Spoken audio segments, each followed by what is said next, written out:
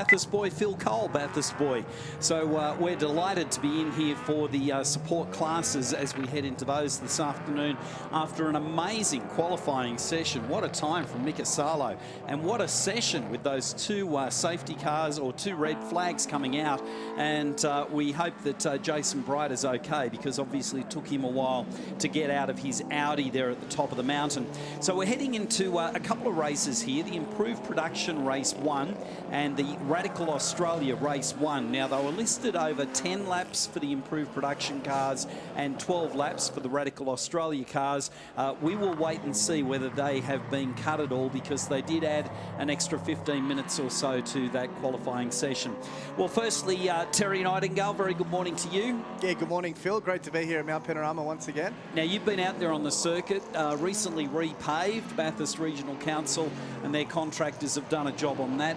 How was it out there in the HQ this morning? Oh, look, it was pretty hairy, you know. A lot of the guys probably playing for keeps in this one, of course. We saw the early safety car with that big incident over the top of the mountain, but a great job by all the officials to get that cleaned up, and really looking forward to race number 2. And Pilkington, who set the fastest lap of the race, used your door there at one stage during the event. Well, he nearly used the door. He would have if I hadn't have been had a little bit of wits about me and had to run a little bit wide at turn 1, but it's all good. We'll get him back in the next one. And Gary O'Brien here as well. Gary, great to have you back at Mount Panorama. Thanks, Phil. Good morning to you. Good morning, Terry. Good morning, everyone. And it's great to be back home again. All right, now let's get down to the grid as they've lined up here for the Improved Production Car Race 1. And Gary, we'll let you run through the order. Yeah, well, it's no surprise to see that on pole position in the Fenot Dunlop Ford Falcon BF is Ray Hislop.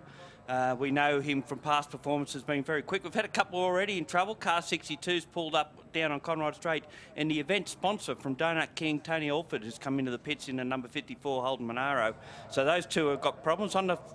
On the front row alongside Hislop is a very mean-looking Toyota Celica Turbo. It's got the rising sun on the roof of the car. Leigh Forrest has been to every Nationals event. He's been to every one of these big one-off events as well.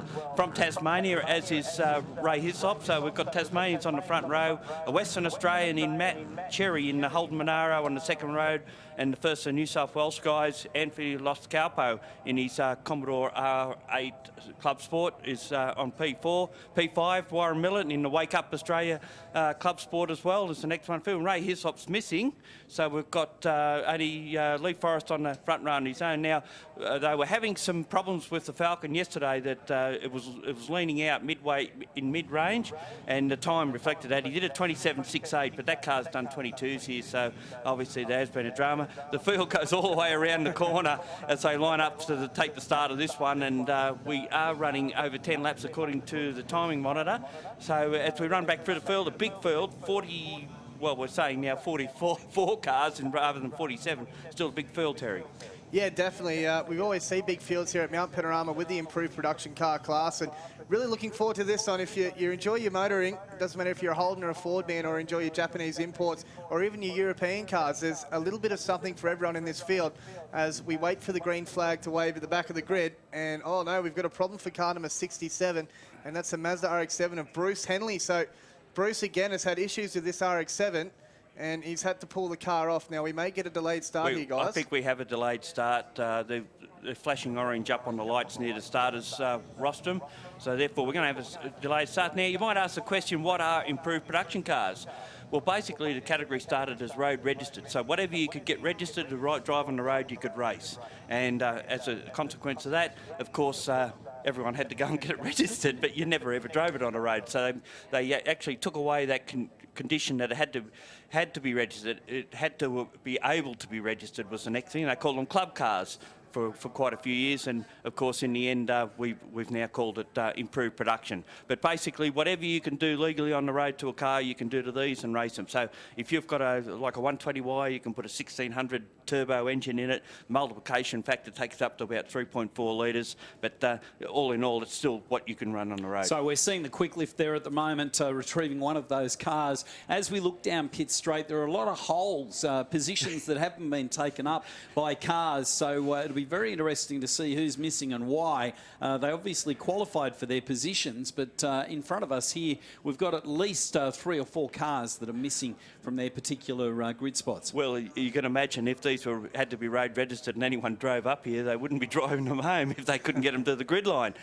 So that's another criteria of not doing that, because accidents do happen, as Terry will attest to, and you don't want to have to take your beautifully road registered car and put it on a train or something to get it home. They had this published as being 10 laps. As Gary mentioned, it shows 10 laps on the board, but at the moment we are losing time, so we could end up with a situation where they end up taking a lap or 2 out of this race. We'll wait and see. Now, you mentioned the Donut King car, Gary. It went down the pit lane and it is lined up now, ready to go racing, but we'll be waiting for the whole field to go through before it gets out there. Well, that's right. It was in the production class for quite a while, that car. There was Barry Naismith ran one as well. They were a pair of GTS coupes, as they're referred to, because they're the 2-door variant of the Club Sport, and quite a quick car. And I think you remember back in the day, GT Performance was where they lived, not GT Production, and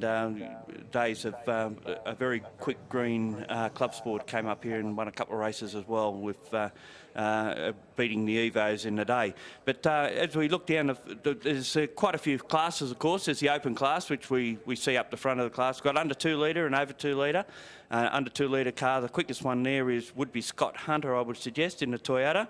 He did a very quick time. He got into position 13, believe it or not. So he beat a lot of big V8s, and well, we knew that would be the case. But how quick is cars down the straight? Ray Hislop last year just touched on 293 kilometres an hour down Conrod.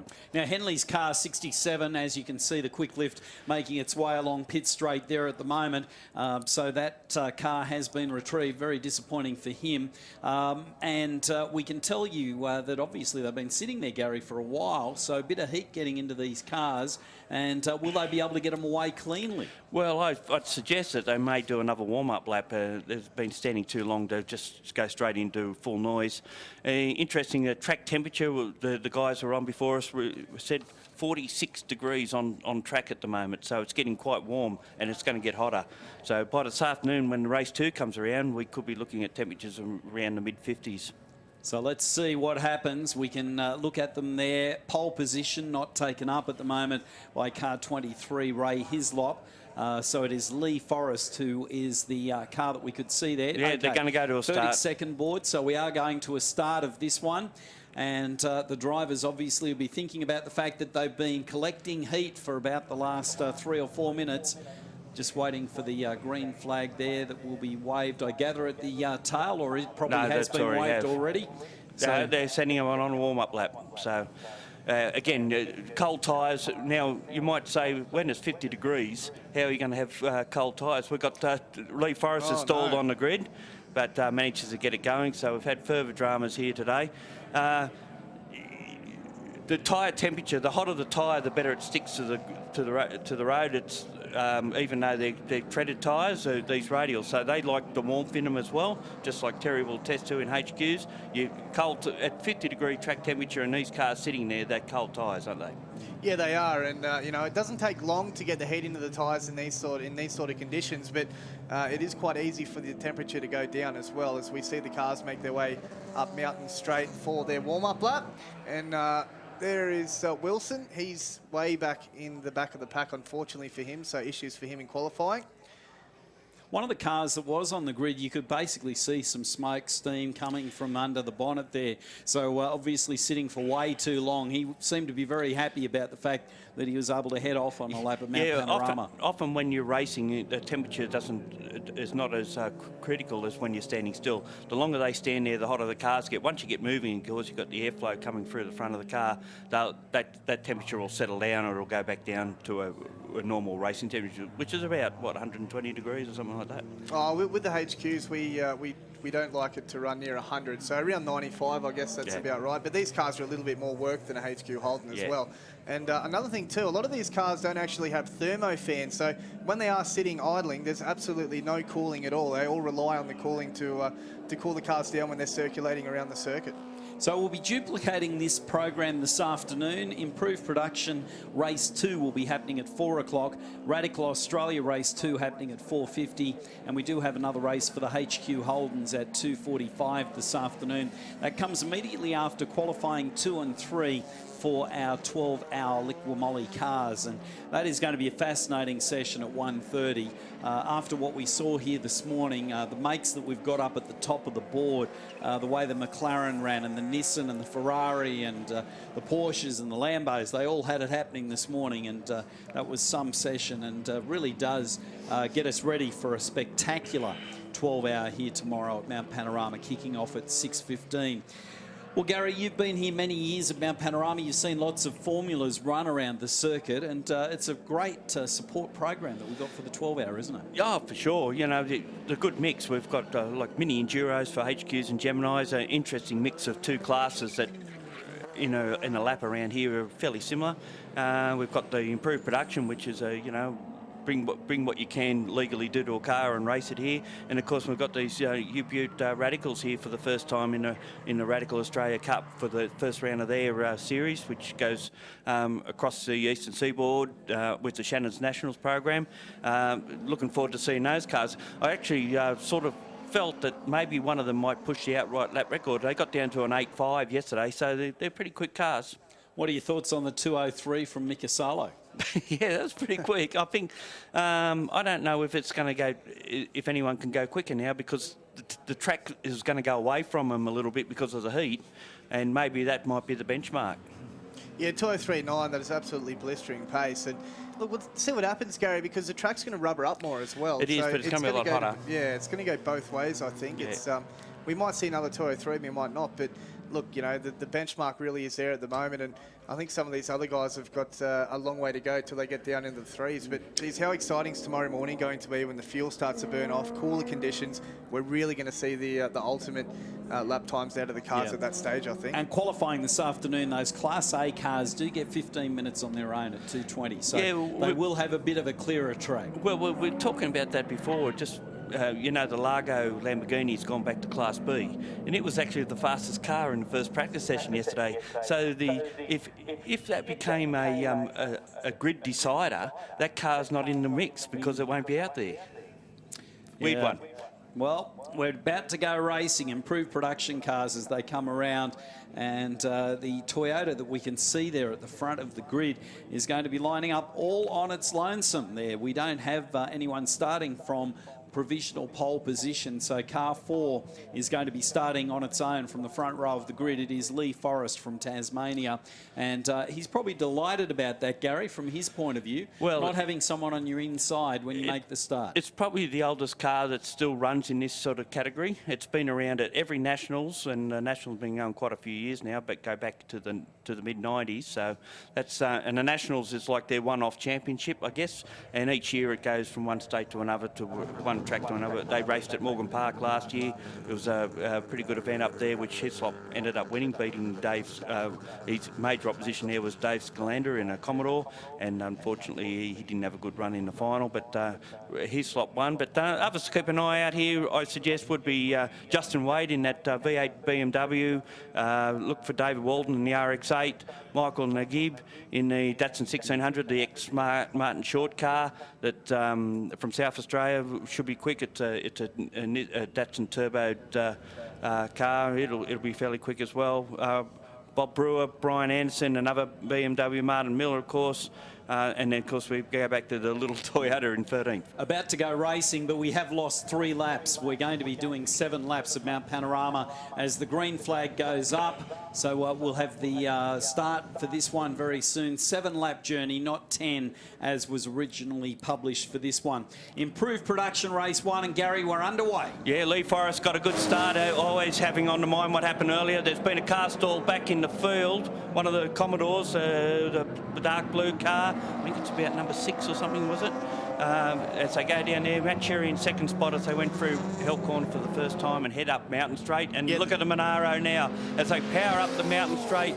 the Monaro on the inside of the Toyota Celica should take over the lead by the time they get to Griffin Bend. Yeah, that was Damien Milano with the problem with the VZ Commodore off the line, so he couldn't get the jump and he got stranded, so he's going to have a lot of work to do in this 7-lap sprint race now, as we see Nalgob all the way up into second position in the Datsun 1600, first of the New South Wales boys, and he's actually in third position, because look who leads, Matt Cherry in the Holden Monaro, and we're used to seeing Matt Cherry in the Toyota Starlet, and that's the car that, oh no, that's a problem for Marty Miller at Griffin's Bend, and he's done a good job there to get the car off the circuit, so hopefully we won't see a safety car with that one. Shouldn't see a safety one. He is off the track behind the concrete, but Matt Cherry leads them across the Western Australian in that Holden Monaro with Leigh Forrest right on his tail as they head towards McPhillamy Park, and already a big gap to P3.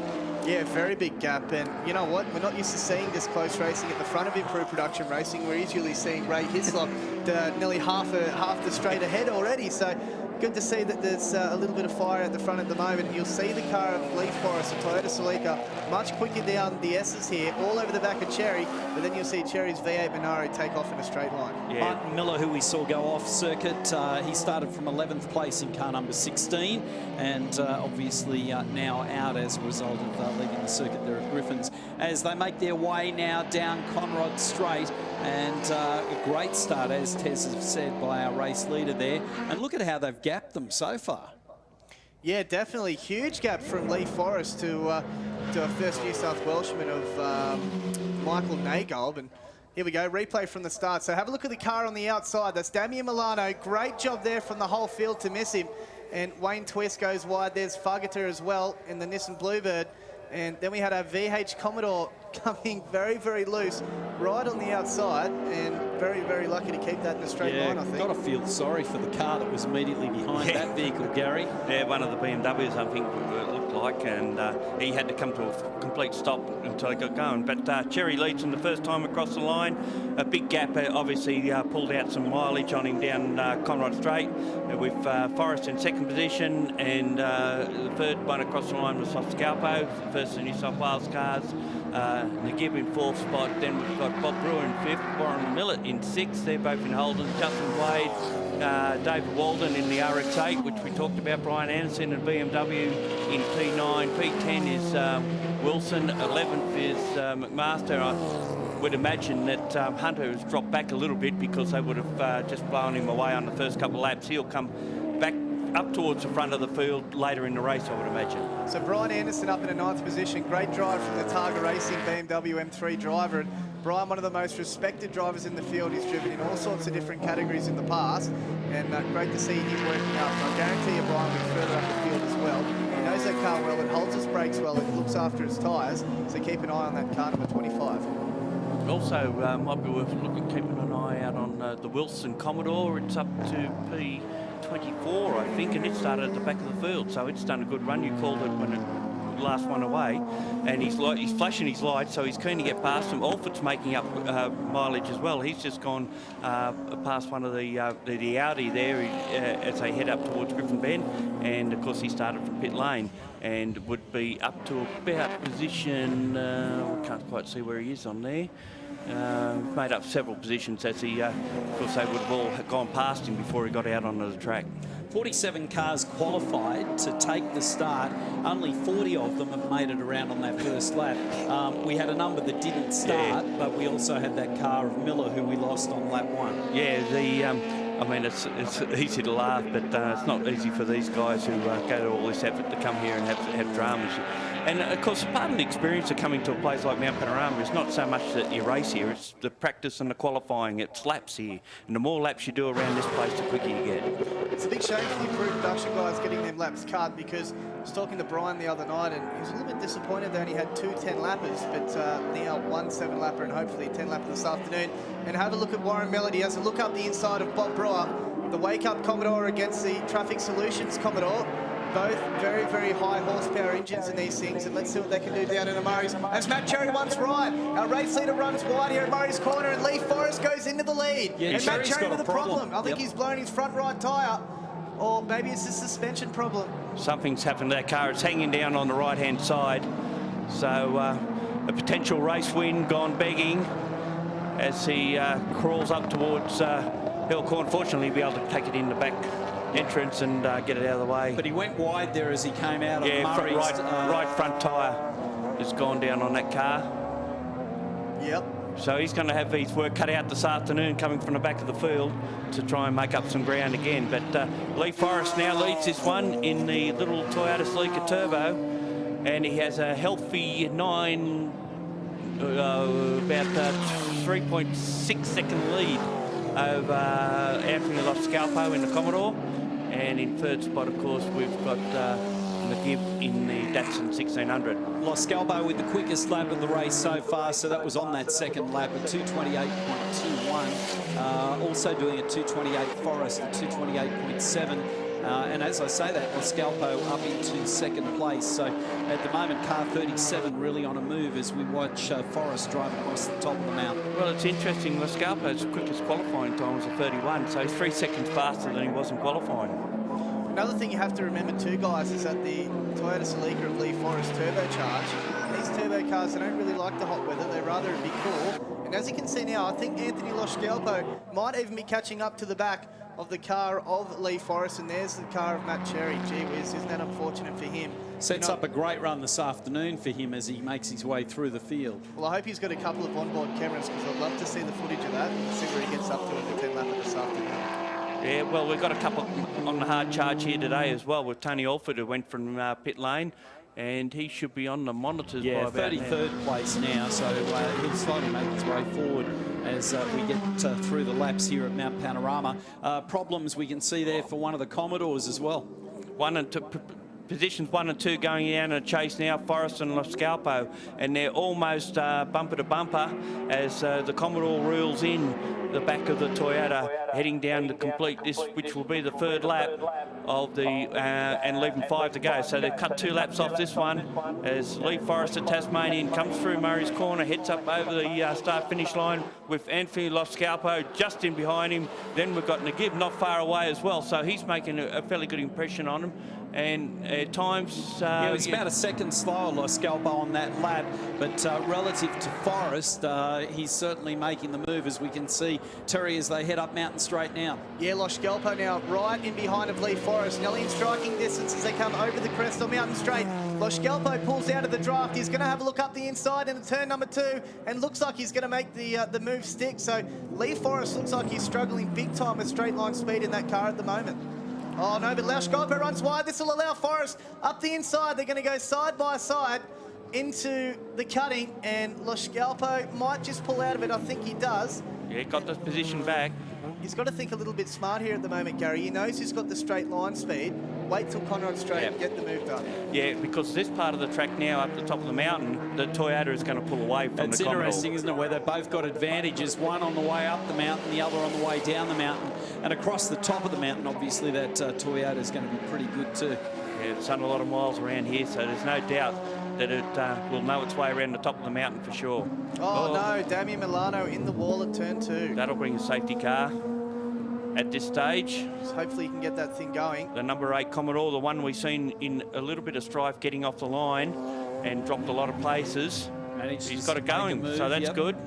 So we won't go under safety car, and we'll just carry on with a little bit of bits and pieces hanging off our car, but it'll be all right. Terry, we might just recap the top 10 as we have it at the moment. So we've got Leigh Forrest leading the race from Anthony Loscalpo. That might change very, very soon as they come down Conrod Straight. Then we have McGibb in 3rd position, Millett in 4th, Wade in 5th, Walden in 6th, Brown in 7th, Anderson in 8th, Wilson 9th, and Elway in 10th. But now we have Loscalpo taking the lead of the race.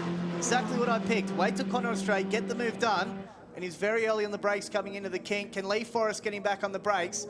And this is allowing the Datsun 1600 driver of McGibb to come back into the race. Yeah, Michael McGibb's first time in this car that he's just got from the South Australian short and doing a good job.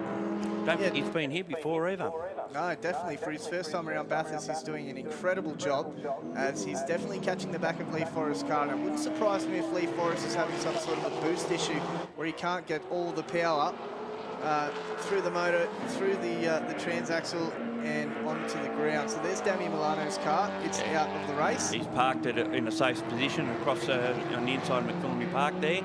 As we now watch McGibb put pressure on the back of Forrest as they head up Mountain Straight on this fifth lap with just 3 to go, or less than 3 now, as they head out there. Those 3 have got it in hand. Millet's in 4th position. Justin Wade in the V8 BMW is next. Then we've got the RX-8 of David Walden. Brown in P7 in... he runs wide again, yeah. But he holds on to it this time. Very taily there for Forrest. It looks like Naguib loses a little bit heading up the mountain, but certainly has pulled a bit coming down. A great move from him from 7th place to be up into 3rd place now. Sorry, Phil, just a bit of a heart stopper there. Leigh Forrest, very, very wide on the entry to the cutting. He's absolutely pushing this little Toyota Celica at the moment, and wouldn't be surprised if he tries to make a run over Skyline at the car of Anthony Loschkelpo. Yeah, I don't think he's going to be close enough. He lost a bit of time just out of Solomon Park there, but he'll make it up as they go down through the S's, and unfortunately they hit Conrod Straight then, and of course the V8 will take over and with its long legs and pull away again.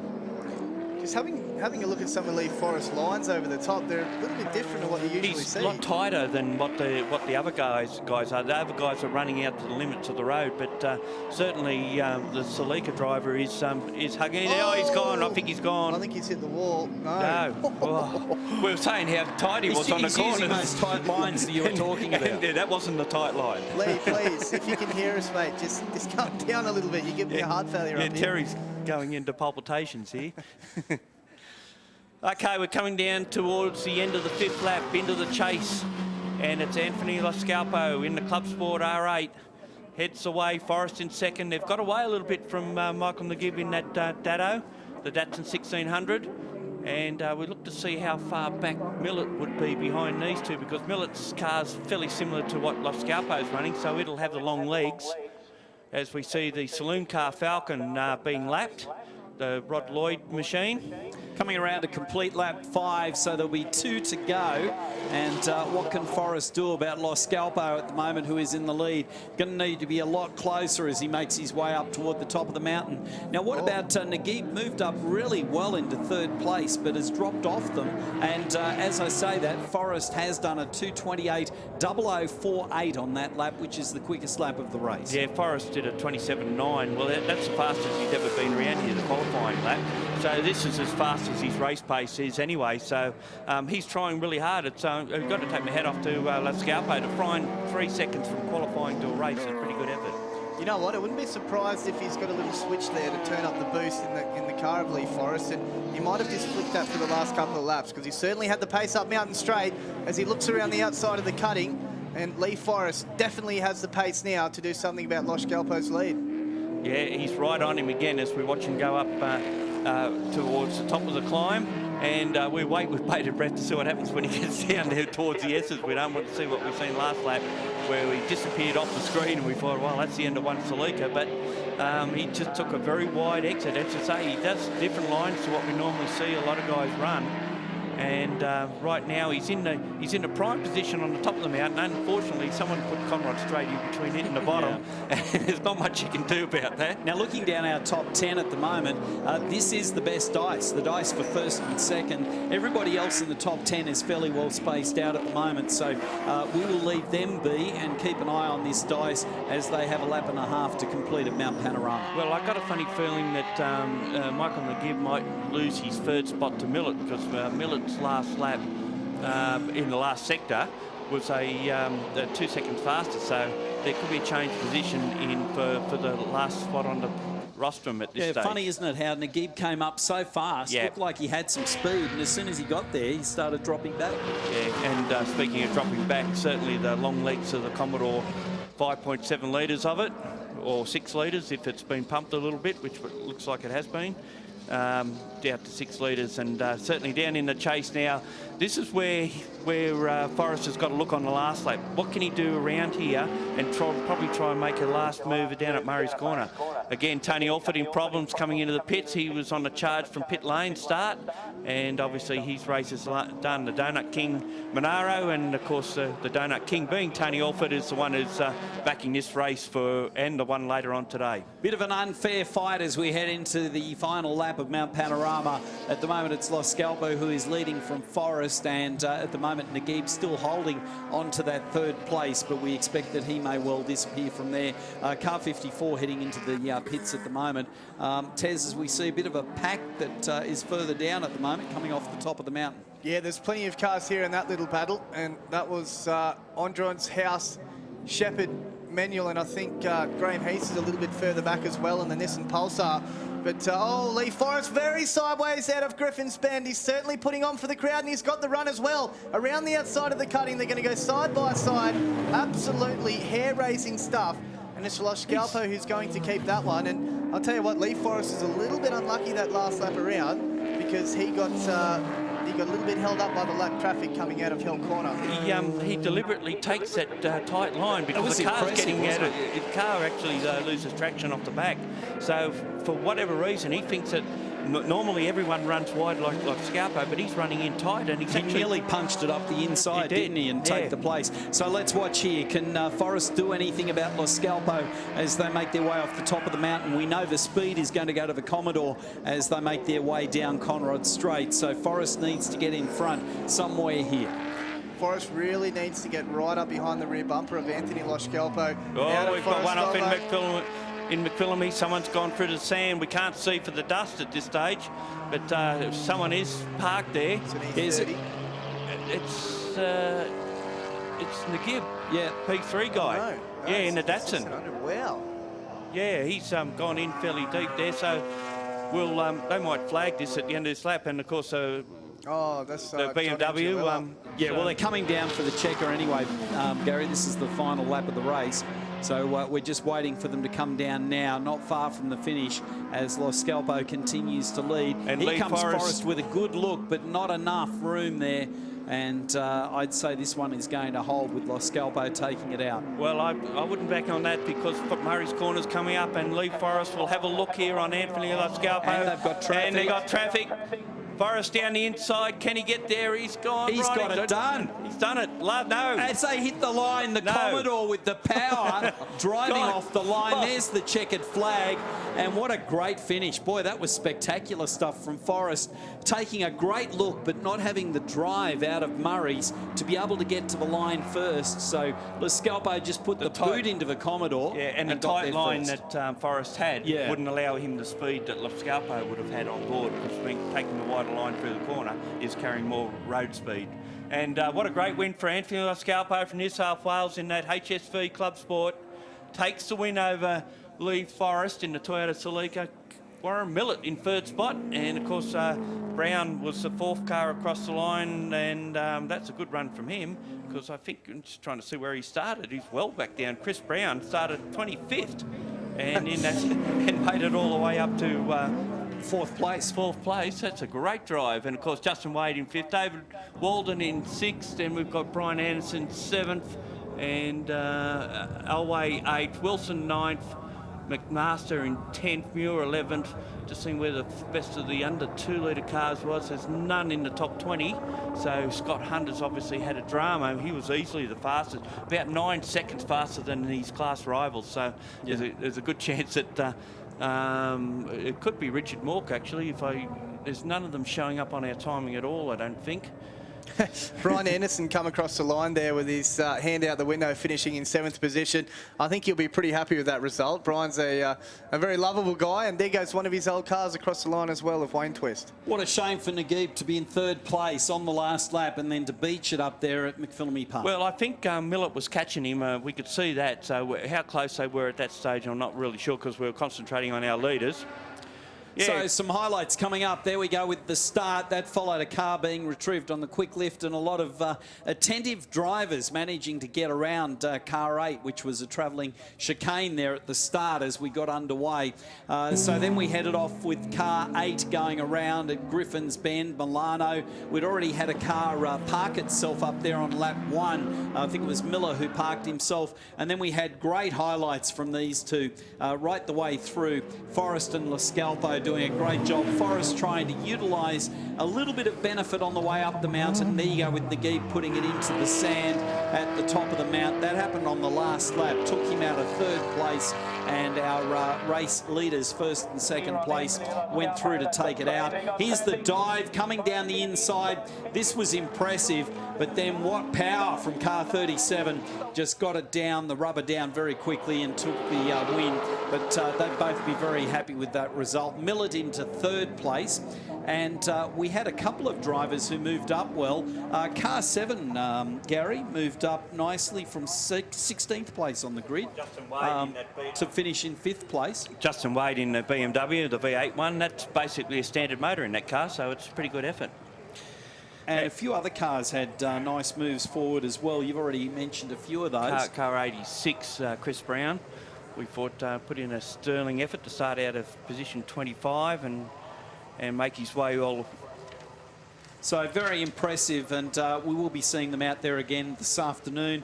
Improved production race gets underway at 4 o'clock. We're going to go to a break. We'll be back shortly with the Radical Australia Race 1.